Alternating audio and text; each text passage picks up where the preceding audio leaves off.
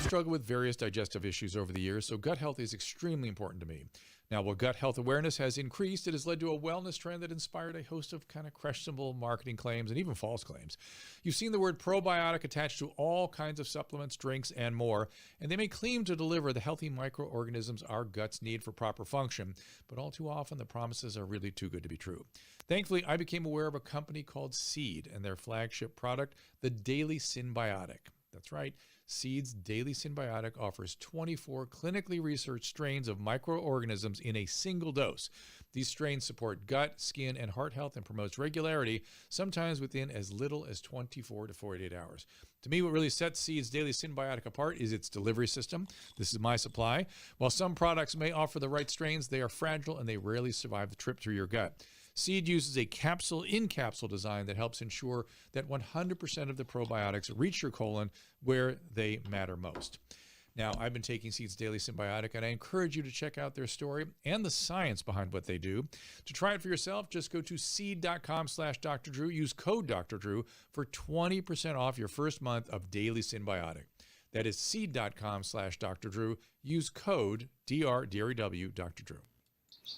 Hey everyone, it's a dose of Dr. Drew. Indeed it is. The one and only Reverend Andy Bales here with us. You can follow him at abales, B-A-L-E-S. Also urm.org, the Union Rescue Mission.org, urm.org.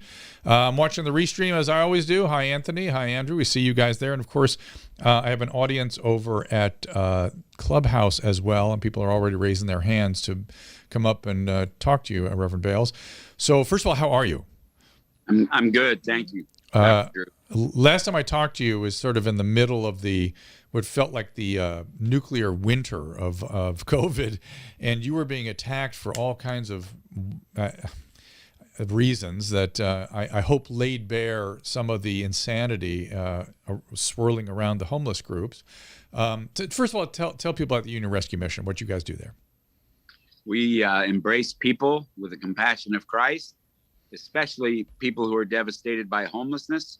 We never turn away a woman who comes to our door, nor a family with kids. Really, we never turn away a man. We always figure out a place for them to go. Even if we hear about somebody out on the streets, I'll send an Uber. If people call me at 626-260-4761, I'll send an Uber and pick them up. And we not only have emergency shelter, but we have a step-up emergency shelter gateway program that lasts as long as it takes to get somebody on their feet. We have a men's recovery program. We've started a women's recovery program. We have transitional housing, and we have permanent supportive housing, the sober version. We also have a recovery program for families out in Sylmar called Hope Gardens Family Center. And in the fall, we're opening up a satellite for 86 families in South LA. So families in South LA don't have to come to Skid Row for help, but can get help right in their neighborhood. And how long have you guys been doing this? How many years? 130 years this year. Right. And you would call that what you offer a continuum of care, right? Yes, a continuum of care. Sure wish we had an affordable place for people to end up, and maybe we'll talk about that a little bit more. Right. Residential type facilities, which is something that, we'll get into that. And because you have a religious context for your service, you don't get access to any government funds or organizations. Is that about the way things work? That's very true, even though everything's voluntary, because we're faith-based and invite people to voluntarily to come to chapel. They're never required. We're ruled out of any city, county, HUD, state funds, but more so, all of those funds, Dr. Drew, come with a requirement that you allow alcohol and drugs to flow freely in what's called a harm reduction model, although I don't think it reduces harm. I think it adds to the harm. And so not only do you have to allow alcohol and drugs to flow freely, you have to promise not to interrupt or intervene in the alcohol and drugs. And this is in regards to a family building that we were going to put up. We were told, if you will bypass the local neighborhood organization, you'll be able to bypass the local neighborhood organization if you'll sign this document saying you won't intervene in alcohol and drugs flowing freely. Now, imagine this is a family building. Mm-hmm. So that doesn't surprise me. There's a fundamental misconception that they operate from. I actually don't object to harm avoidance, except that you must do harm avoidance with an understanding that addiction is a progressive disease that ends in death. So if you're going to do harm avoidance, you also have to do treatment and motivational enhancement and containment and scaffolding and grow, all those good things we have to do, and harm avoidance. You can do both, but this isn't even harm avoidance. This is just enabling. And when you allow unchecked using in people with the disease of substance use disorders, they die. Yes. So pretty amazing. Pretty amazing. I don't know what to do with that. Maybe that's what they were afraid of when they kicked me off the LASA committee, that I would say something about that. And by the way, I'm sure I would have kept my mouth shut for several months just while I learned about what they were doing over there. Well, I'm so sorry that occurred. I kind of went after the LA Times and said, you go after anybody that's not in your echo chamber. You don't want any dissent or to learn anything. It's pretty sad state of affairs when you can't even have one voice that has a lot to offer, but doesn't agree with your spending all the money on very expensive, slow to develop, $600,000 to $1 million homes, and where alcohol and drugs flow freely. And you would have been a tremendous choice for that commission, and I've let everybody know that how I felt about that. Well, I appreciate that. It didn't have to be me, but it needs to be a physician who understands addiction. It has to be. There is 10 people on that panel, and not one of them has clinical background. Not one. And they're supervising diseases that are killing 5 people a day on our streets. Is that right? That's exactly right. Well, 5 people are dying per day on the streets of LA, and number one by far is the cause is overdose deaths. Of course. Then heart disease, then getting hit by a car or a truck, and then violence, and then COVID, competing for the last one with hypothermia.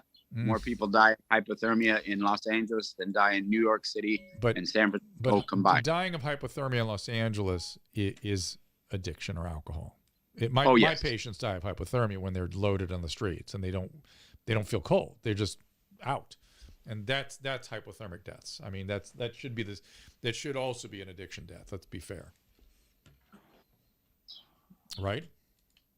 I think so, but there's absolutely nowhere to go, which is, if you're cold and in your tent on the streets, there often is no place to go because all the resources have been spent on the slow to develop, very expensive units, and there's not enough shelter. What happened to your idea of sprung tents? Like we build a bunch of tents. That started to happen during COVID, didn't it? Yes, and we started it. We built our own sprung structure because of social distancing. We had to shrink the capacity. It's still a good idea, even at 50% capacity. It's still a very affordable way to go. Adding partitions helps very much. The mayor was on his way to, I think, 88 of these sprung structures. It's kind of, I don't know what has caused the momentum to be lost, but it's still a very good idea, and perhaps one of the ideas that will be implemented if the judge is able to get the city and the county motivated. We'll talk about this judge and what happened there and what you think the results of that will be. Well, we have a judge who cannot tolerate knowing 5 precious human beings are dying every day. 5 people died yesterday. 5 people will die today. 5 people will die tomorrow. And he has seen how the county and the city have practiced corralling and containment, not just in theory, but in practice for the last 50 years. I've documented the last 20 years, and watching it, I document how county deputy sheriffs drop people off on the streets and how Commander Andy Smith and I teamed up, but Commander Andy Smith actually caught deputy sheriffs dropping off people in 2005. Then I documented, and others documented, how hospital dumped people. LA County Hospital once dropped off a woman with an IV. She walked into our building. She went back to our guest area and perished in our guest area. Oh my God. How people, when we tried to open up Hope Gardens for moms and kids, how we were fought against by the county. In fact, I can tell you this, we could not get on the planning and zoning calendar. We were being prohibited. Finally, the fellow that put us on the planning and zoning commission hearing, after he put us on and we won the battle, he had to resign in disgrace because of the retaliation that came at him. I documented that. Documented how the storage area was put into Skid Row not too long ago, and how they tried to do a storage area outside of Skid Row, but the city council kept that from happening. So it's just merely documenting all of this corralling and containment, and the judge is trying to reverse that on Skid Row as a first place, and he's got the strongest argument on Skid Row. And of course, all of my first-hand testimony documented by witnesses is being called hearsay evidence by the county's appeal that went out today. And I said on the tweet, I said, of course they are going to appeal. They've done the wrong thing for decades. Why would they not stop? And I said, please put that on the record, Judge, as a continuation of corralling and containment. How do you feel that appeal is going to go? I mean, is that going to get thrown out or dealt with pretty quickly? Is this judge going to have a problem carrying through his attempt to help people in the streets? Well, Dr. Drew, in this upside down world that you just experienced, it's hard to predict what will happen, but I would say the judge presented quite a case and the lawyers involved presented quite a case, and numbers don't lie. When you lead the country with now 70,000 people on the streets, 20,000 more than last January, when you have 5 people dying per day on the streets because of the lack of concern shown by everybody in authority, when you have firsthand information of city council people just looking for their next opportunity rather than getting busy and doing the job that they have before them, I think there's a lot of evidence saying that the judge will win this case, or the people of LA will win this case. And the homeless people, and who started all this? Was it a suit of some type? Yeah, the Alliance for Human Rights is a group. And first, long ago, I was approached after I lost my leg. Andy, let's get a lawsuit that will get everybody off the streets. I said, well, I'll join one that will get everybody off the streets and a roof over their heads. And then this latest lawsuit came about, and people said, Andy, we're going to do what you said. We're going to put people under a roof. Will you join us? And my board of directors first said, well, let's stay neutral. You can consult. I took the judge on tours of Skid Row, took him under the freeway bridges, showed him the reality of homelessness. I was helping on the side, but then the lawyers came to me and said, would you fill out an amicus brief detailing what you've seen from the county and the city? And my board got behind it and said, yes, Andy, please, we've got to address this. So I filled that out, and many people did. And Elizabeth Mitchell's been brilliant, the lawyer. Others have joined in, and man, when the judge came out with a 110-page indictment injunction of LA County and LA City, I thought for sure they would react and do the right thing, even though there was a lot of, talking, but just proves which side they're on. How can anybody, Dr. Drew, be on the other side of getting every human being suffering on the streets of Skid Row under a roof? How could anybody line up against that? And so-called activists on Skid Row, I can tell you where their heart is. They don't want Skid Row to end because it's how they make their business, their business. There is a financial incentive for some people, but even more, that's what was laid bare with my nomination, which is, you people don't want this to change. You don't want anyone to look under the hood. You don't want anybody to have new ideas. You want to keep this going. Why? What is your goal? 5, and my sort of, I have a very simple way of looking at this. 5 a day are dying on our streets. What is the body count before you're willing to try something a little more aggressive? What number? We're at 5 times 365 now. We're at 1,500 a year right now, right? Yes. 1,500 a year now. What's it need to be? 3,000, 5,000, 7,000 a year? Then that's your number? What is your number? Well, Crazy. I can tell you, Dr. Drew, there's 5,700 and now more have died in the 4.5 years that Measure HHH has been carried out. And the 587th unit went up last week in a projected 10,000. And so, like I said, numbers don't lie. It seems like, is this an intentional stall tactic to allow people to die? Because the mayor said we're under budget and on time. Well, if this is under budget and on time, and you have 587 done out of 10,000, I'd hate to see what reality would. What would a failure be? Yeah. What would a failure be? Let me quickly take a call here. This is from Bill. Bill, I'm calling you up to the microphone here. You're going to be streaming on multiple platforms. I think Anthony wants a chance to. Anthony can raise his hand, and I will, of course, bring Anthony as well. Bill is not getting to the microphone. I think there's just a little lag or something. Try again. See if that works. Can't seem to do that. So I'm going to bring up Quinn. See if I can get Quinn up here. 1 second there. Hi, Quinn. What's going on? Hi, Dr. Drew. Hey, buddy. Big fan of yours. Thanks. So I'm scheduled to get my second Pfizer vaccine. Should I expect to take the day off of work or from school? Will I be pretty tired or? You can have a pretty good reaction to that second vaccine. That's for sure. I myself worked the next day, but I felt like hell. I had the J&J vaccine, and I had a big reaction to it. My son just had, vaccine 1. He had 2 days that he wasn't feeling good. It's hard to predict who's going to feel what and how long they're going to be sick. Do you, Andy? You have the vaccine?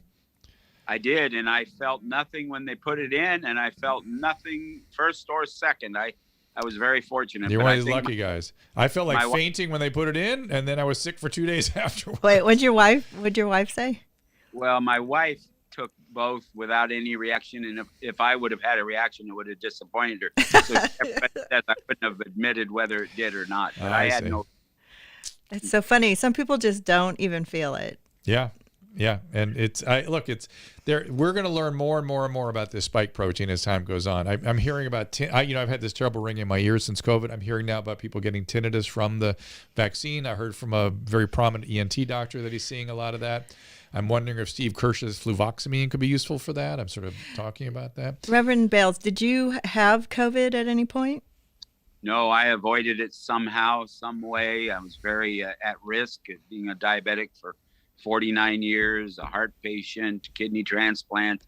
And I can tell you, we have 2 people at Hope Gardens who were fully vaccinated who've got COVID. So, yeah, you can still get it. Was it mild? Mild, the ones that were vaccinated. Yeah, good. We did one person suffer greatly in the hospital with pneumonia, but I think they only had the first vaccine. He'll come back. Okay. Let me get Anthony Brown in. Now, Anthony is a friend of ours who is a nurse administrator at a residential facility. He himself was an addict alcoholic who was in prison for a lot of time and on the streets a lot of time, and now he's a very high-level, highly sought-after professional. Let's see if I can get him in here. Anthony Brown, welcome to Reverend Andy Bales. Guys, have at it. Hey, Dr. Drew and Reverend Andy Bales, how are you? Hi, Anthony. Doing well. Thank you. I want to applaud you for all the work you're doing out there. I mean, I'm glad that the mission's there and you're doing what you do. Me too. And I think, and it's sad because what I'm hearing, there's so much opposition and people fail to realize that these are somebody's brothers and sisters, moms, dads that's out there in the streets. But Anthony, I think if you talk to people that are the advocates, they will use that language. It's just they seem really to not understand what enabling is, what addiction is, what serious mental illness is. They believe they're doing the right things to help people compassionately on the street. you and I know, as people that serve those populations, and yourself having recovered from that illness, we know that is a death sentence. Help people understand that. Well, it's, again, if you don't understand addiction, okay, first of all, because a lot of people give up trying to rescue people when that's not a solution. I mean, I should know I've been addicted and I'm still addicted. I just don't use. I mean, I still have a addiction process, but getting people the right help with the right people is the solution. And just by saying, okay, yeah, I feel sad for you, I'm going to give you a couple of dollars, or I'm going to give you a roof over your head, that's not sufficient enough. And I think we should have more programs geared towards, especially, I hear the mission has a bunch of stuff going on. If we can get people just to even sit down long enough to hear the message and apply some of the principles, we could be well on our way to resolving that. Two things, Anthony. I look at it this way. You have to ask drug addicts to do something. If you ask them to do nothing, using is going to be their only preoccupation.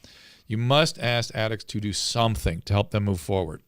That's number one. And number two, I thought about something you said about, what if somebody were compassionate and brought you in and fed you, and you said, that'd be great. And then I'd steal everything they had there because no hard feelings. That's just what I do. I steal things to support my habit, right? Yes, absolutely. Because I'm still in my addiction. Yeah, you're going to steal. That's it. That's nothing personal. Just that's my addiction. And people don't understand that. They just don't understand that. And that's why they should leave it to, either people that's been there in recovery or those professionals that's trained for this. Yeah. And I know it's frustrating, and I encourage any system out there to at least start thinking about how can you actually get people recovered. Because once anybody can be sober, anybody can stop drinking or using. But what are you going to do afterwards? Yeah. That's the problem right there. Yeah. And Anthony now is the nurse director for a residential facility, Andy. And it seems to me that I think you mentioned a need for residential style beds, which I think if this judge's mandate goes through, there's going to be a lot more need for that. But Orange County seems to be kind of providing that. Am I getting that right, Anthony or Reverend? Is Orange County doing a better job with those sorts of services? Well, I think they are after the judge showed up and he got pushback, but he didn't get the pushback and appeals and all the fight that our county and city and mayor are giving and all the rhetoric. And boy, I don't know how they can feel confident about what they've done when I don't think you could have messed this up worse if you had intended to mess it up worse. I think you're right. I think the average citizen kind of knows that. It's really something. How do you feel, Anthony, about harm reduction for patients? Well, I have two schools of thought. One, because I've heard, I work with a bunch of people that's just been released from prison, and they're putting them on Suboxone coming out the door, which is crazy. Yeah, because you've already spent a few years abstinent anyway. Why put you on it when you don't need it? I think I want to make sure we distinguish medication assisted treatment with harm avoidance. Harm avoidance now has become full enabling, do nothing, let people use drugs. That's become harm avoidance now. Medication assisted treatment is now treatment. So I get what your point is, though. Why put people on opiates who have been abstinent for 2 years? I will tell you what my peers think. I don't necessarily agree to this. Their perception is that person is definitely going to go out and use opiates again, and they'll die because they'll dose themselves at their pre-existing tolerance level, and then they'll stop breathing. And there is some risk of that. Yes, and I understand that. And that's why you need to have like a really solid program. That's right. Because most physicians, you would be doing a disservice if you gave anybody medication without some sort of therapy behind it. Well, that disservice is being done constantly. Just so you know, that's constant now. And that's really the problem. I just got off the phone with Shelley Sprague, who was, Shelley from Celebrity Rehab was regaling me with the stuff she's saying. And it's all of us that work with the patients and the people on the street. I don't know, does anybody see it differently? Are we missing something? Is there something that, if you're a medical person, anyway, that's the other thing. I guess they have no medical people on any of the teams. That's part of the problem. So, Anthony, in fact, I recommended you already for the position I got withdrawn for, because there needs to be a nurse or a physician on that team. It's bizarre to me that there's a committee responsible for conditions that are killing 5 people a day and not one clinical person on the entire committee. That's reprehensible. Well, politics isn't my thing. I mean, I got a taste of it, and I can't understand why we have several different representatives from several different corners can't say, well, let's try a little bit of what I got, a little bit of what you got, a little bit of what they have, and collectively get the solution instead of saying, no, my way is the better way. That's insane. It's insane. Andy, got an opinion on that? Well, I would say LA has become radicalized on housing first only, and radicalized on harm reduction to a level that I can't comprehend. I can tell you that people who set up that policy that they're currently practicing, where they allow alcohol and drugs to freely flow, have never faced the bone breakers who show up to collect on the drug debt. But I have. I was pulling up into my ramp at Union Rescue Mission, and the biggest human being I've ever seen was beating on a woman. And I said, quit beating on that woman. And he said, she owes us money. I think you all comprehend who is us, the drug gangs on Skid Row. And I said, well, that's no reason to beat on a woman. And before I could get the words out, he was on me and trying to punch me through my window. My security guards came pouring out of the building, and I said, I think we're still outnumbered, guys. But that's what people face when drugs and alcohol flow freely. They have drug sales coming right up to them. They have collectors breaking their legs, and it is miserable. I was walking with Hal Eisner down the streets of Skid Row, and a man ran out of a building, and he asked us who we were. And when I told him, he says, when are you going to stop this? Drug gangs moving into our apartments in permanent supportive housing and taking over our apartments and dealing drugs. That's the environment we have in LA, specifically on Skid Row. And is that because we just want to obscure homelessness? We don't want to really help people live a full and abundant life? I mean, are we off the hook when we put a roof over somebody's heads and desert them in their addiction and let them die, as you mentioned earlier? It's uncanny. It's uncanny. Anthony? Yeah, and you know, and that's crazy because there is a solution to this homeless thing. I mean, I was homeless for 23 years, and look, I'm a director of nursing. Yeah. You know, I'm a teacher at a community college, and I was eating out of a dumpster. So there is hope out there. We just got to come up with some viable solution that everybody's going to agree on, and let's not make it so that it's so incentivized by money instead of humanity, and then get moving. Mm-hmm. Pretty simple, right? I think you hit the nail on the head. If they allow the audit that the judge has called for, you're going to see what's been motivating people to develop very expensive units, pocketing 5 million, pocketing 7 million, pocketing 8 million without the units developing. Maybe that's the motivation for all that's being done. Well, and I have trouble blaming the developers or the committees for that. It's the regulatory structure in California that makes it impossible for them to build anything else. You can either build a sprung tent, which they're preventing, or it's $500,000 a unit. They will not push aside the regulatory system that creates all that expense. Well, I shared for $1 billion, you could buy parcels of land for 140 million, and then you could purchase and place 16,000 brand new mobile homes, 3-bedroom, 2-bath, and create recovery communities for 48,000 individuals. And you could do that in the 90 days if you had the will to do it. But here's where the county and the city have lined up, Dr. Drew. They're going to appeal, right? It's disingenuous for them to complain. We can't get this done in 90 days. And then they're going to take the first 90 days and appeal. What did they say? Well, here's the craziest solution. What about if we just take some of these prisons that we closed and restructure them for homeless communities? I mean, they're fully self-supportive. Why can't we do that? What's wrong with that idea? There's hospitals that are closed that could be repurposed too. There's not lack of residential space. It's developing it properly, making sure they get through the regulatory stuff. God knows how long that will take. And then the part that bothers me is they're not staffing any of this up for residential facilities like yours, Anthony. They're just they're kind of group homing it. And group homes in California are not regulated at all, and that's going to go very, very poorly. And you've heard from Reverend Bale already that you're literally not allowed to address the addiction. You're not allowed. So if you receive any of the government funding. Yeah. Isn't that weird? That is insane. But yet, everybody's up in arms because, oh my God, this guy is like pooping on my doorstep. It's like he doesn't want to.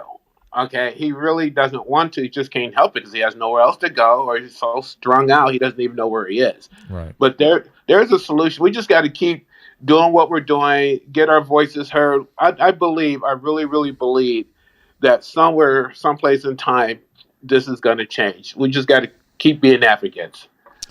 Well, thanks, Anthony. I'm going to put you back in the audience. I appreciate your comments as always. We got lots of other people that want to make comments. Eric Anderson, I'm putting you in here. Hi, Eric. Dr. Drew. Hey, man. Hey, I was thinking about one of the things you said a second ago, like the homeless advocates and what they think they're working with. And you're trained as a clinician. I'm in mental health. We're trained to attune to clients and see what they're dealing with, what their issues are, and kind of step out of our own way. The level of narcissism that's there, I see so much projection happening, where they're not seeing the person. They're not even open to the idea of addiction. They see themselves. They see their agenda. They see what they want to see. And it's an unwillingness or inability to contend with what the actual situation is. And by the way, again, it's hard to blame them when they have no experience with. They're not medical people. They don't understand what they're dealing with. They don't understand what these things are. They don't understand that they're deadly and that many of these brain conditions progress and are irreversible if you don't treat them. But there's a lack of openness to that perspective. I mean, you're yanked off the committee as a result. Again, they seem afraid of stuff, which is even more interesting, right? Fearful in response to somebody, 1 out of 10 voices looking under the hood, seeing if he can learn what's going on, try to figure out if he can help. The word is help, by almost not hinder or disrupt. The word is help. And the mentality is, it almost feels like that's a threat in some way. The idea of someone seeing it differently feels threatening, so it must be expelled. Not to get into a bunch of religious metaphors, but that's how it feels. Yeah, I agree with you, Eric. It's very, very challenging. I mean, Andy Bales keeps a lot of equanimity in this whole thing. Yeah, I mean, you've been fighting it for a long time. As I said last time I talked to you, there was a lot of weird stuff being thrown your way. Did that sort of settle down? Well, after COVID hit everybody, we didn't get blamed for having COVID cases because, we acted like a hospital during the COVID-19, and to blame a hospital for having COVID-19 cases is kind of an illegitimate attack. But legitimacy does not seem to be a concern. Yeah, there was severe stigma at first with COVID-19 and for caring for people who had COVID-19. And I think that settled down when everybody realized it takes no prisoners. Hey, Reverend Anthony Brown, who you were just talking to, sent me a message on our chat stream here that he wanted to remember to ask you is, if I send you guys an email hooking you up, is it okay, or would it be reasonable for him to come give a talk over at the mission?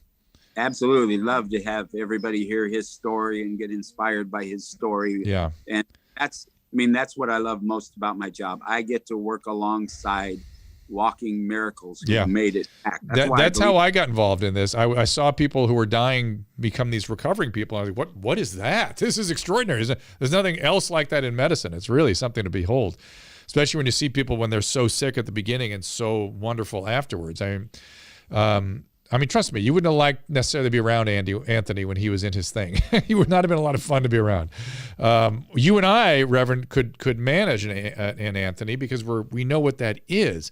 But if you don't know what he's suffering from, you're not helping him. But anyway, Anthony, send me an email and I'll introduce you guys via email. So let me put up another caller here. This is, whoops, I seem to push the wrong button always. Jeff, give Jeff a chance. Hi, Jeff, come on in. What's happening? Hey, how you guys doing? Good. Curious, Reverend, is there a difference in the homeless population today than it was maybe 10 or 15 years ago? Is it, I don't know, more drug addicted, more mental illness? Is it similar, the same type of problem, just larger? Yeah, I'm a big critic of some other rescue missions because we're called to the least and the lost, right? That's our theme. And they've decided to only deal with the very high functioning people who can program, whereas today's least and lost are the most least and lost that I've ever seen in my 35 years. What I mean by that is more devastated by the drugs of today. The mixing of meth and fentanyl has just destroyed them. We've seen behaviors. I said this once in a Forbes magazine, and I'm just telling the truth. We have seen behaviors from people that I could never have imagined. And I know there's nothing new under the sun, but people are so much more devastated, so much. And in LA in particular, when you leave people on the streets for decades, they are utterly destroyed physically and mentally and socially and educationally and vocationally. They are so far down the path that it's worse than it's ever been. And let me say that the ability, he's right about meth fentanyl combo. There's particularly the meth part. Meth with opiates is a kind of a new thing of the last 5 to 10 years, and it's a horrible combination in terms of what it does to people. A lot of meth on the streets, a lot of meth, and meth is devastating over time. Causes severe psychosis, severe paranoia, bizarre behaviors, and physical devastation as well. But the other issue is not only are we not treating addiction anymore, we're not treating psychiatric illness anymore either. So people with psychiatric illness are also there deteriorating on the street. So the crossover addiction and mental illness is occurring. It's really sort of uncanny how little, only country in the world, only state I'm aware of that does not treat sick people, that allows sick people to deteriorate and die on the street. It's what makes me crazy about this whole thing. It's not something I can sit with. And it's the laws in California that really permit this. And as you've seen, all the forces that line up that prevent people to do anything to actually help the homeless. It's really extraordinary. We need more psychiatrists. We need more psychiatric beds. We need more residential facilities. And we have systematically dismantled all that progressively since the Community Mental Health Act of 1965. And then you throw in the fentanyl and the meth, and now it's just on. And then you encourage people to California by making all this legal, and you're able to do this. If you're a drug addict in Wisconsin, you can use drugs and traffic drugs and steal to support your habit. You're coming to California. So that's the other part. It's we've created a perfect environment for this, and then done nothing to help the people. In fact, the opposite of everything. And the population's much more diverse. So every ethnic group is impacted by homelessness because I think the breakup of families, the disintegration of families, the drug addiction, the stress of today's world and mental health, everything that happened 35 years ago now is exacerbated by more than 10 times. Is there a percentage of homeless that are homeless because they just don't have a place to live versus either addicted or mental challenges? I mean, we hear so much about homelessness because of high rates and rents and whatnot. I'm just curious if you guys have a percent of each. Yes, we have everything you've talked about. First nighters, right? In London, they have a program that looks out for people a first time on the streets before homelessness can devastate them. They rescue them. from the streets. And then we have people that have been devastated for years. And then we have the mom whose spouse or partner drives by and does a domestic dumping on our front porch. First time ever experiencing homelessness. Everybody has a different story, a different cause, and you have to treat everybody individually. And the biggest thing we need to do is immediately get everybody under a roof of some kind, like Judge Carter's ordering the county and city to do. And it's beyond me how anybody could argue against that. People believe so strongly in the housing first only in a $600,000 unit, or the latest is $1 million units. They'll leave somebody on the streets until that's available. They're so anti-immediate shelter that I don't know, because I can't even make it one night on the streets without being devastated. And I've done it a few times. I'd be toast the second day. No way we leave people on the streets.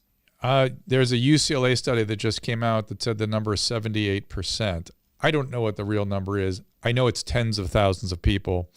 The people that the public is upset about are the ones they're seeing deteriorate and dying on the streets. That may not be all of homelessness, may not be half of homelessness, but it's the population that we all look at and go, we have to do something for them. They're dying. And whether that's 10,000 or 50,000, I don't know. What's that, Andy? When you were pushed off of the commission, I said, addiction could be the thing that led people in to homelessness, or it could be the thing that they used to cope with when they lived in that hellish reality. But either way, you have to deal with addiction and mental health. Right. So the point is, whether the homelessness caused the mental health and addiction, or the mental health and addiction drove you to the streets, doesn't matter the cause. It requires the same treatment, and it's intensive, and it's time consuming, and it requires a continuum of care. It's not as though when somebody comes in for addiction treatment, we go, how did you get started? What led to your drug use? And, we're going to have to do a totally set of drugs. No, we have addiction treatment. We have a set of standards we do. We have this continuum of care we move through. And yes, there's different things we attend to based on the comorbid issues, the antecedent issues, the social issues, the family. We intervene on all that, but the addiction requires treatment first. And it doesn't matter the road. The treatment has, and now it's different treatments. I'm not saying all treatments are the same, but you must treat it. You must treat aggressively. Anything else, Jeff? No, good stuff. Right. Just however we can all help. I mean, I'm a Californian, native Californian, and it just looks like it's an impossible problem. So I listen to you on Adam's show. It isn't. It just isn't. That's the thing. What do we do? We just told you follow the judge's order. You get everybody in temporary housing. What do we as citizens do? What do we as citizens do? You have to fight back against. You have to write letters and call and email and tweet your local representative at the state level and the county level, and say you can't allow a small group of people who don't understand what they're doing to kill people. You can't let that happen. And you can't, they have to be aggressive in managing the problem, and the status quo is not acceptable. There's a lot of things at the state level that need to happen too. That's more what I'm interested in, frankly. When I was asked to be on the county panel, I was like, it just did not, but I thought, I could learn something and maybe I have something to help out. But I'm interested in, we need to establish the inability to live safely independently. Whatever you want to call that, we need to have that as a criteria for helping people get care. We need to expand services. We need to have more psychiatrists. We need to modify. I'm categorically against people with mental illness and addiction going to prisons, nursing homes, or the street. Those are the three places they do not belong, but they do belong in a continuum of care, and then hopefully restored to some sort of autonomy. But in the current condition, zero probability.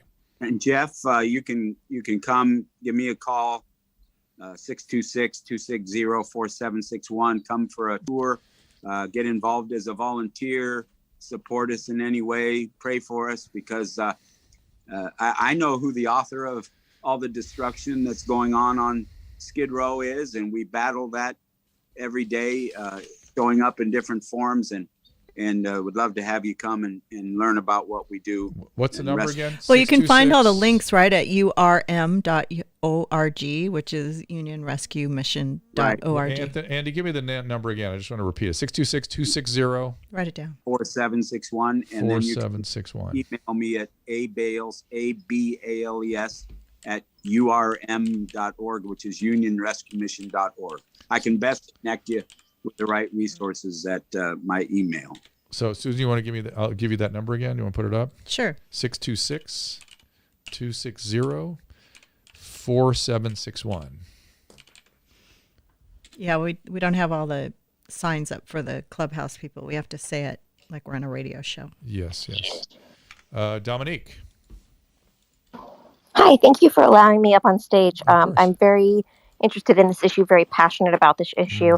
As a non-driver, and living in the heart of, a lot of different cities, I've had the opportunity to get to know folks and hear their stories regarding homelessness. And I think that my question is along the same vein as Jeff, but more, not necessarily on the legislative side, but on, building rapport with, some of the folks that were around, whether it's an addiction-based issue or, not, is, do you have one piece of advice aside from, the power of prayer that would be beneficial in, maybe building rapport with some folks? I hear what you're saying. Anthony, come back into the room if you can, because Anthony has an interesting story with that. And I'll let Reverend Bales answer that, but I'll have Anthony tell you his story about how that works. But go ahead, Andy. Did we lose you? There you are. You want to answer me? The question was how do you build rapport with people that are suffering in the streets in such a way that it's effective? Is really what she's asking. Yes. I explain it, but I've always looked people in the eye and treated them like I would say I'm meeting with if I walk under a bridge, I say anybody home, I treat them as normally as possible and affirm their dignity and love them truly. And I haven't met a person devastated by homelessness that I haven't immediately loved. I can tell you, I would have loved Anthony from the get-go, and people respond to that. And you have to guard against being conned or, taken or robbed and all of those things. But the more that you can treat somebody with love and affirmation and respect, the best start you'll ever have. And be cautious. Don't go out alone under a bridge. Go with a group of friends and go with something to offer. But I had a church call me just real quickly. They said, we've got a guy drinking on the corner, and we want to get him an apartment and get him a job as a man. That would be a good idea because he'd probably lose the apartment and he'd drive drunk. So I said, why don't you all bring him to our men's recovery program? Remarkably, they listened. They brought him to our men's recovery program. They brought him a year's supply of coffee. They walked with him through the entire year of recovery. After graduated, he was baptized in the church. It was a bigger day for the church than it was for Mo, and he's still walking with that church today. People's lives can be turned around when we focus on relationship and we stick to it with an unconditional love. Anthony, what do you say? I agree. I only caught bits and pieces on that work, but treat people with respect and dignity, and remind them that they're people. Remind yourself that they're people. And I caught the end part about praying and reaching out to God. I think that's one of the saving graces. I had to find something that was greater than me to help me. And how do you not enable, Anthony, from your perspective? Because I know if you saw somebody that was enabling, you would take full advantage when you're in your disease. Oh, yeah, definitely. But one of the things is really fascinating because sometimes, unfortunately, while somebody's drinking, you can sit down and talk to them. And they'll tell you exactly what's going on. Yeah. Have a little empathy. Yeah, I think that's a really good note. I never hold back my questions. I just go, what are you drinking? How much you drink? You ever thought about stopping? What about you have to ask about each drug. You have to ask about each drug. You have to ask about how much. And if you say, are you doing drugs? The answer will be no. But if you say, hey, You seem to be drinking a bit. How much you getting into these days? And do you ever worry about it? Lots of open-ended questions are very helpful. And then imagine if you're doing alcohol, you're probably doing a little coke, probably in there mixed, and some weed. Yeah, okay. Just okay. Matter of fact, I mean, that's how you'd survive on the street too. Yeah, and one of the things I discovered too is openly let people know you're not judging. It's like, hey, what you're doing right now is your business. However, if you choose to do something different, what could I do to help you? And a lot of times people are just tired and they'll go, what, man, I wish I could stop. And that's your opening right there. Is that good? That is wonderful. I sincerely appreciate that. Thank you so much. You betcha. Yeah, just making that contact can really contact is an important phenomenon for everything. If you see somebody with serious mental illness, don't recoil, lean in. If you see somebody from a different anything that you're not familiar with, the way to fight what's the word I'm looking for? Stigma and segregation and judgment and all those things is to lean in, because when people have a weird, when you're used to doing it, it's really easy. But we have a natural tendency to recoil from anything different, and that's a terrible human impulse. Terrible. You have to fight against it, and you get pretty good at it pretty quick. Anthony, how's the lady you've been talking to? She's still there at the same location. She's taking care of herself. I mean, it's really fascinating is if you can, and I've discovered that sometimes she's using her hallucinations and delusions as a defense mechanism. If she feels uncomfortable, her voices get louder and she just wants you to leave. Mm-hmm. But when she's able to settle down, she still won't go take any medications. She doesn't drink as much as her partner does, but she's hanging in there. Andy, anything on your standpoint? No, just be ready for a bumpy ride. My brother was addicted for life, and we're still very close and love him very much. But there's a lot of disappointments and there's a lot of victories, and it's not an easy road, but it's worth saving the life of a precious human being. And I cannot believe that we as a city and a county are allowing people to suffer. It's not that they're dying, Dr. Drew. They are dying after being raped and beaten and robbed and mistreated and suffering in the cold and suffering in the heat without water and suffering without bathrooms. Yeah. It's a miserable way to die, and we're allowing it to happen to 70,000 people. Mm. Anthony, isn't it interesting that Los Angeles seems to be doing so much worse than Orange County?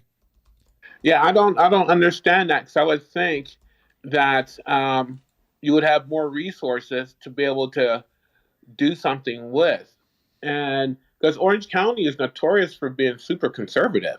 Hey, Kevin Bergman, you got to understand, the people on the street are not in condition to work. It's not as though you could give them a job and they'd be... Anthony, what if somebody gave you a job when you were out on the street? Well, you did that for a little while. How'd that go? I did. How'd that go? Well, I ended up selling drugs out the drive-through window. But and there was more. There was more. Let's not minimize. And I somehow convinced my manager to let me live with him, and we ended up doing drugs, and he kicked me out for stealing from him. And did you steal from the cash register too? Oh, that of course I had to. I had to, of course. So Kevin, that is you can't just give somebody a job that hasn't been treated. Mm-hmm. Anthony now is a nurse who runs a large hospital, and in his disease, no, you can't do that. Couldn't work at McDonald's. You can't do that. It doesn't work. It will work if you give people months of development and rehab and treatment and structure and then vocational rehab. Absolutely, it can be done, but it takes a long time. It takes a long time. You can't just say, "I tell you what we do. We're going to put you in a hotel and we're going to send you over to Jack in the Box. Ready? Let's go." This is not what we're dealing with. This is not the situation. This is another episode of... And it doesn't matter how people got into that state, whether it's because of homelessness or homelessness was because of whatever drove them there. It doesn't matter. It doesn't matter how you get to an illness. The illness requires treatment. And then you can be restored to the workforce. Yeah. That makes sense. Poor Andy. You're scaring him. Who? Am I scaring me? No, I don't. No, you're scaring Andy. He's like, no, because Anthony's a hero. What are you talking about? No, you're scaring Andy. I know, but Andy knows what this is. He's there's no disagreement for people that work with people to get them restored to living. It's not like there's a subtle difference amongst our points of view. I have a pressing call with the lawyers for the Alliance for Human. All right, I'm going to let you go. Andy, you know what? I think you. I want to, like, to be fair to the guy on the YouTube channel, everybody's looking for solutions. Everybody's trying to think of ways to help or make changes because there's so many different. Andy has a call right now. He has to go. I know. So I just want to. I don't want to make him feel bad for asking a question. We're not going anywhere. I'm going to keep talking. We're fine. But Andy, thank you we will so talk much, soon, my friend. Thank you soon. So much. Maybe I'll come down there and spend a day with you. And if you want to help more, go to urm.org or give Andy a call. That's right. Look forward to having you visit. Thanks. Thank you, buddy.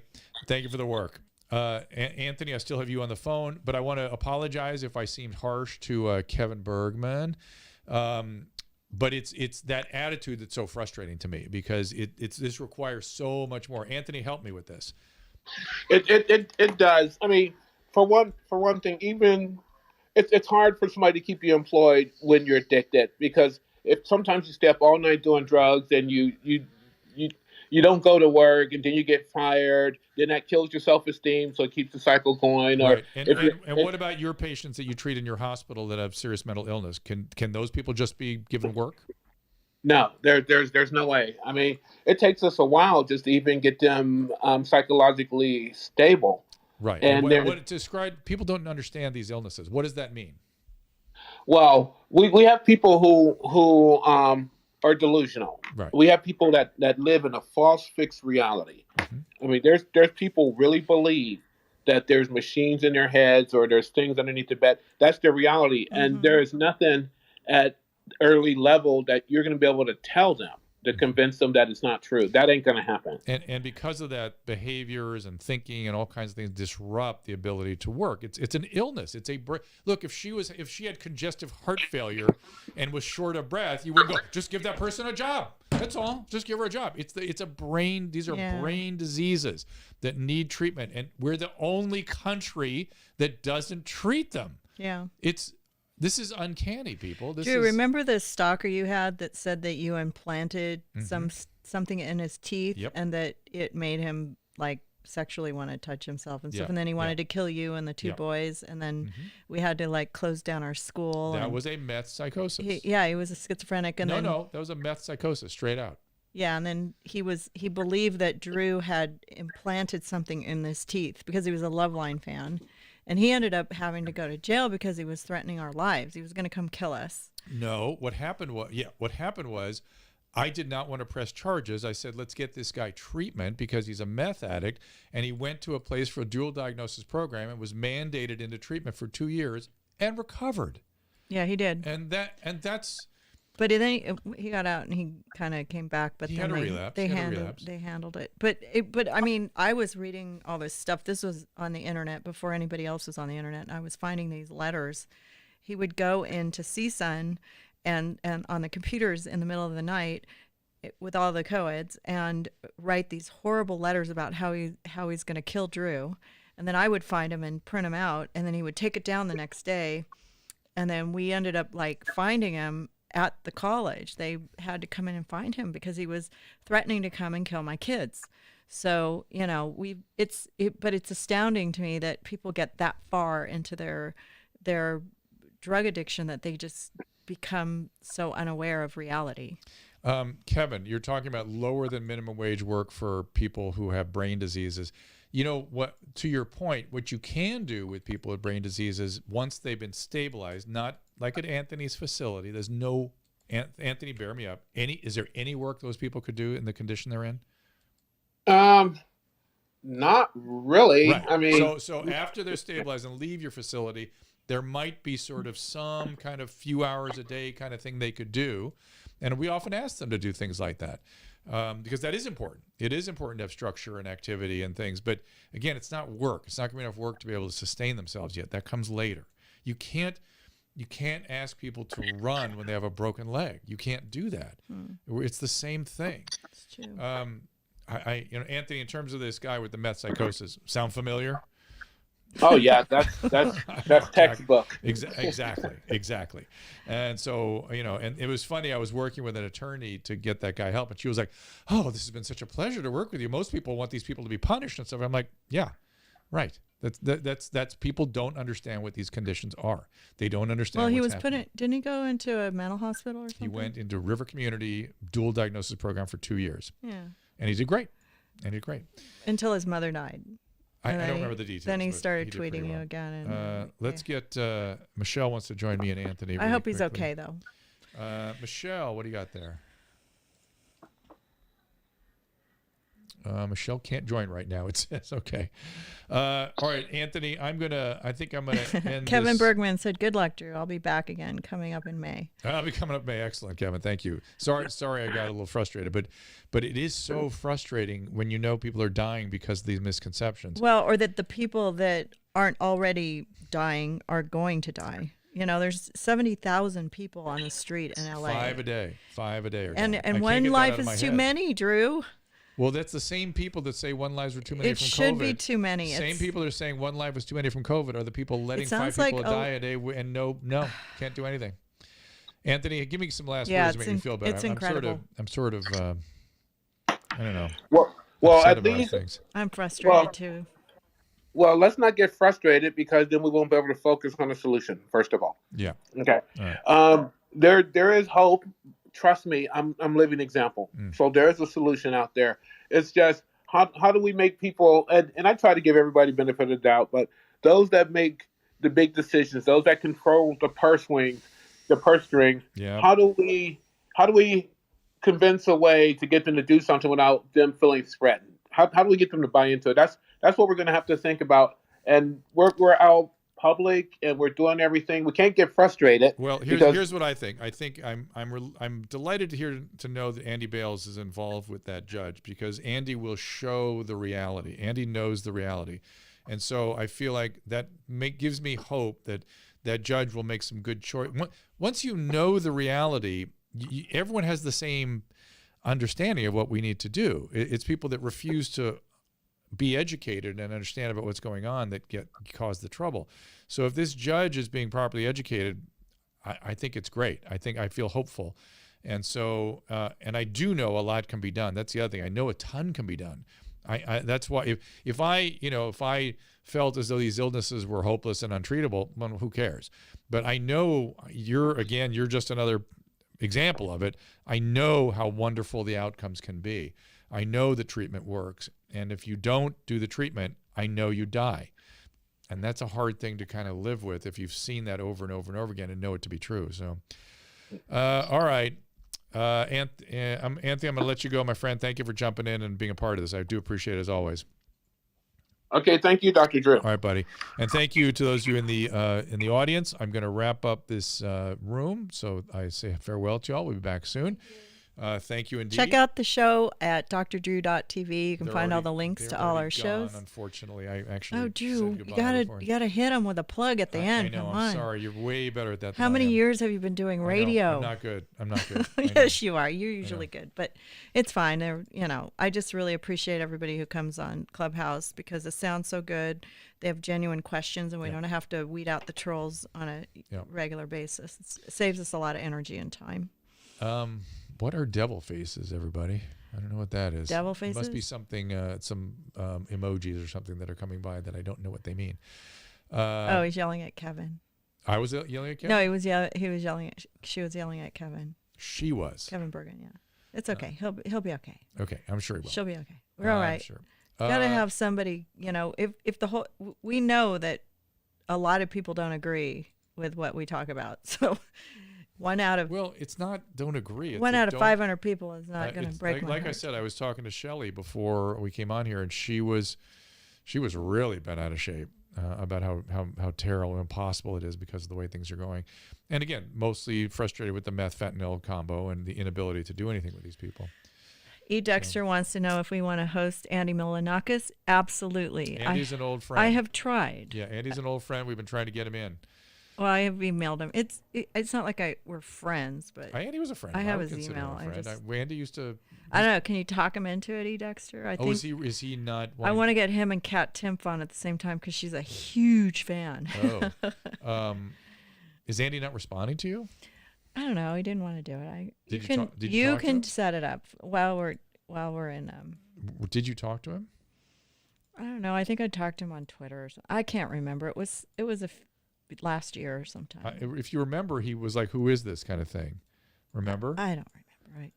Right. Listen, I don't try to make people do it, but I mean, he's got a big Twitch show apparently, so we have a. I have an email for him. I'm going to send it to you. I'm not sure if it's the same. I have his email. Well, maybe it's a different. Maybe a different email I've got. We need to have Bob Forrest on.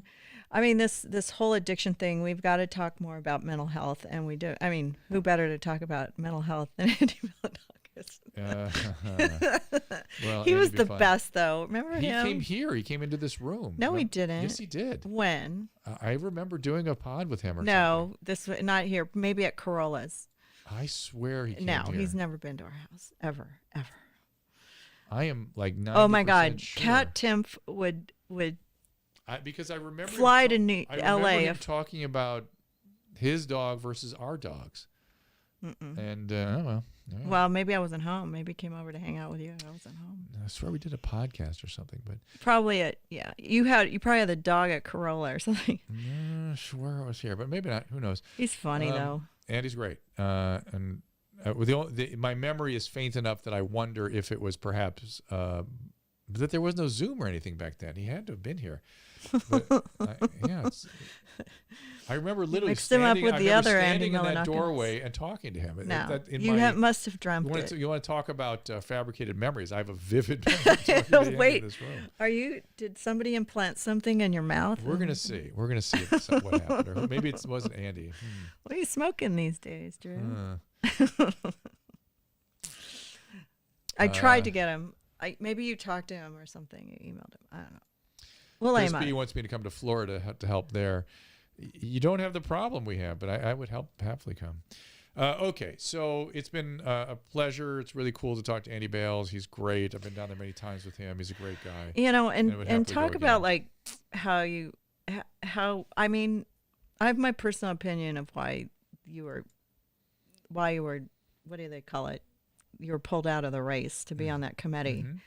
I think, do you think it's because of your celebrity? They just don't want to, because it's too soon after Trump, and so many people are so anti anybody in the media getting on a committee or getting a position. So that's that's where you think is sort of. Or you run Fox News or whatever, Catherine Barger's on the right or whatever. Or is it, that you shake things up and it makes people nervous and they don't want to send their money to other places that they were already planning on sending it. I don't know. I have a lot of thoughts about it, but I think it's that I'm an easy target, and they took full advantage of that because they were so scared of what I might find. So it's sort of both aspects. But I mean, people are calling you a hack. You're just a entertainer. Took advantage of that. And it was funny because you had homeless people attacking you who have been homeless that are running organizations. Where's our buddy that crapped in the middle of Nancy Pelosi's driveway? That's the guy I want to talk to. Yeah, we need. What was his name again? It was like Chad, something like that. Chad goes deep. Mongo or something. Yeah. Mongo. He was great.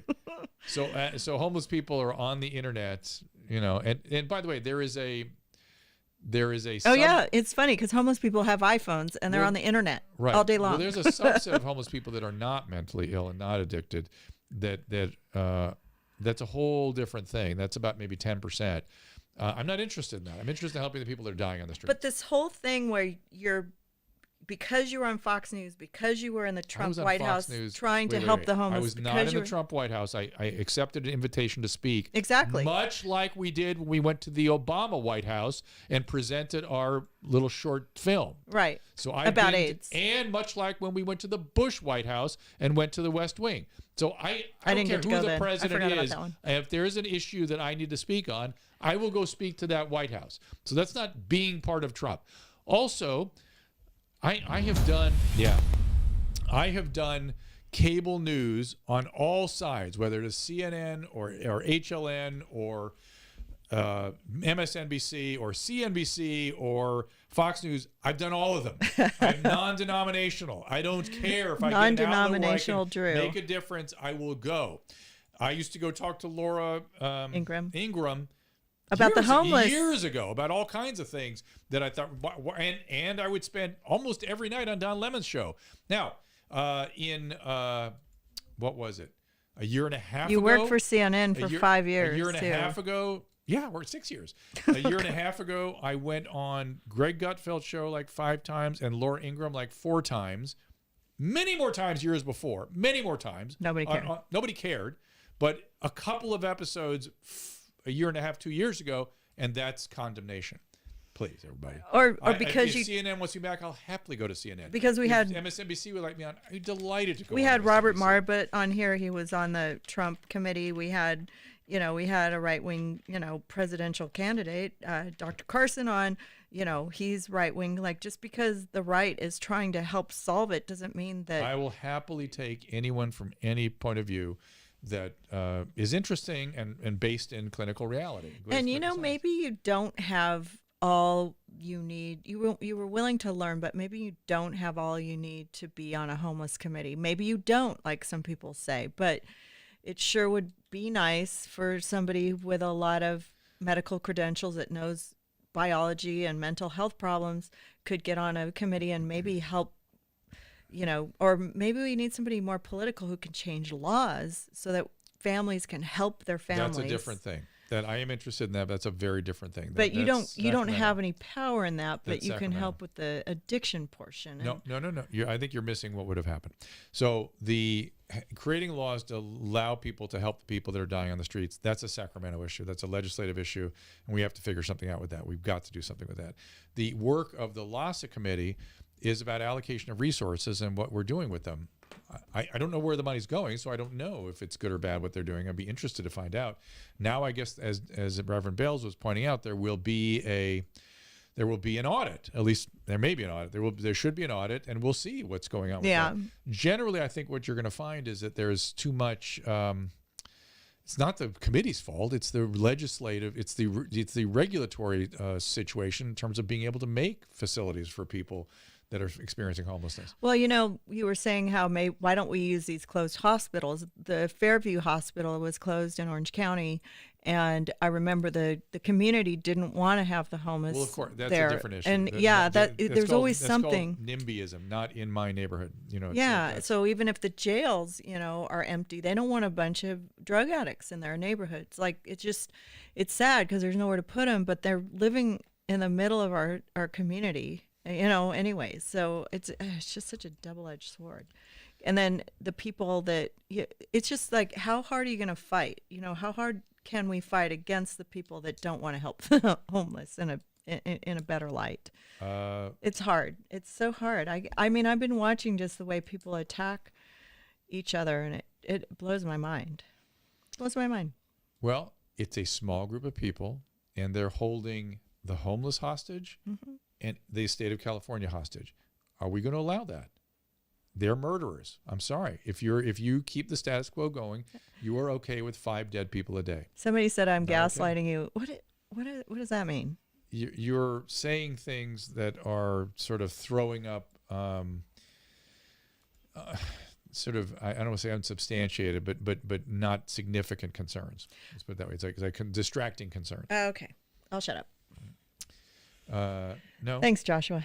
No, don't shut up. But that there may be, there's a lot to be done. There's a lot to be done. And I know. and we can easily do it. That's the thing. I mean, here's a judge that said, do it in 3 months. Oh, maybe it'll happen. I don't know. At least the audit may happen. So we'll see. We were why it's able not to happening. shelter in place the entire There's country. going to be another piece of this too, which is that, how do you motivate people into treatment? What if they don't want it, which a lot of them will not? So that's how it goes. What did you say, Susan? Watch what? There's a no, never mind. Go ahead. I don't know. I forgot what you were talking about anyways. Here somebody's defining gaslighting: a form of psychological manipulation in which a person covertly sows seeds of doubt in a targeted individual, making them question their own memory, perception, or judgment. That was more in relation to Andy Melanakis. I don't think I was doing that. Casey. No, I see how people reacted to you and calling you names. And you're trying to figure out what that is. Why that right. Like, what is it that you're doing? It's so horrible, donating your time to take care of people on the street. Like, I don't get that. Like, okay, all right. Think about it. Why would that be? Because I think it's money, or they just don't like that you were on Fox News. Well, that's silly. Somebody's threatened money. That makes one thing. What else? What else do you think? Their status quo. They just don't want to. They want to get their way. They're enabling. They're projecting and enabling. So they think they're doing the right thing, and they don't have any training or understanding what they're doing. But they're not doing anything. Right. But they think they're doing the right thing. So okay, that's. I mean, a lot of people are like, yeah, we're donating all this money to these charities, and where's it going? What's it doing? Yep. So it's again, it is enabling behaviors which are common, and they don't have enough training to know and understand. Okay, that's number 2. What else? I don't know. They don't know what's really going on medically with these people. That's the second. That's still that enabling behavior. That's true. And the laws are screwed up. But I don't know. Laws are screwed up. Listen, we have another 20,000 since we talked to Andy Bales the last time, and it's 20,000 dead. No, in the streets. Oh, yeah. It's gone up in the last year since the pandemic. So let's think about it. What else? What else makes sense? What else would be motivating people to maintain the status quo? So it's money that may be at issue. It's positions and prestige may be an issue. They're making money doing their thing. But the people on the committees aren't. Okay, so it's no, not that's as though true. they are. Yeah, but I don't think the problem came from the people. Like 100 people wrote in letters to tell you why. Right. So sometimes they shouldn't. It's a projection. So they are narcissistic and projecting, or they believe it to be true and are fearful and just don't and are threatened by a clinical person. Maybe they had a bad experience. I wish we had 100 people who had written glowing reports about you. If I'd known you were doing this, we could have just had everybody send in amazing stories about how good you would be for it. No, we didn't get those because it's only the people that are afraid of. Right, and that's the problem with our society today, right? That we were held hostage by small groups of loud people that really may not know understand what they're doing. It reminds me of the pain people that we dealt with. Like they all just started ganging up on you. Very similar, right? And that was, again, I didn't disagree with anything they were saying. They were threatened and then had to attack and destroy, right? Yeah. And that doesn't make sense, does it? No, I just don't know why you're so threatening. It just blows me away. So. Well, it might expose people to shame or guilt because we may have seen things about what they're doing that really were concerning for them, like they didn't realize that people were dying and that with conditions that they could treat. That would be a tough thing. And I also think it's the Trump derangement syndrome. It's like, oh, we don't want another celebrity doing anything. Today I heard somebody saying that the basketball player had no place in saying something about the child that was shot in Ohio. And I was like, why not? Just because he's a basketball player, he has a brain. He pays taxes. He's a human being. So it's like, just because you're a celebrity means you're a dumbass. Like, I don't get it. I mean, you're a very thoughtful guy. You have a lot of clinical experience, and you should get more respect for that. And people are like, I mean, the woman at the LA Times didn't even look up your credentials. Right. So that's right. Yeah, that's the thing. I think it's more of a facade of what people see on Twitter. Well, I've noticed also that celebrities are treated like cartoon characters, right? They're not treated as real people. It's hard for some reason. It seems hard for people, if you have a public life, to treat them also as a full person. And if you add, physician credentials and experiences to that, they can't seem to do it. It doesn't fit with cartoon character. Mm-hmm. And as I told you, when people act out on Twitter, the part of their brain associated with humanity shuts down. And the part associated with object, like just a chair, lights up. So that's that cartoon quality to all this. And they I don't want to start a whatever they fight about LeBron James. I'm just saying it's the way it's spun is like this person should just stick to basketball and this person should stick to acting in a movie or whatever. LeBron James should speak up. He's an important I mean, we all have leader. we all have a point of view, and you may not agree with it. Also, maybe you should never have dressed up like an eagle. Like whatever. Now you're a cartoon character. You're not really a doctor anymore. Like, come on. It's like you can't win. You can make that case. Well, somebody said, "Oh, you're the eagle on The Masked Singer. Go back to doing that." It's like, oh God, really? You guys can't have any kind of sense of humor or have fun. It's like, I don't know. It's not, Drew. I guess politics are just not my thing, and I don't dig it. So I know you really like the idea of going into it, but I just. Your small dog is going back to do something in that back room. Georgina. That's my homeless child. Hi, come back. She can't help herself. Come here. Where are you? Maybe it's time to take her out. So. Yes, you need to go outside. I know. She was homeless. She's a double rescue. Rescue. Yes. Homeless twice. And luckiest dog on earth. Proof positive that you can be homeless and thrive. I don't know. If you have a recurrence.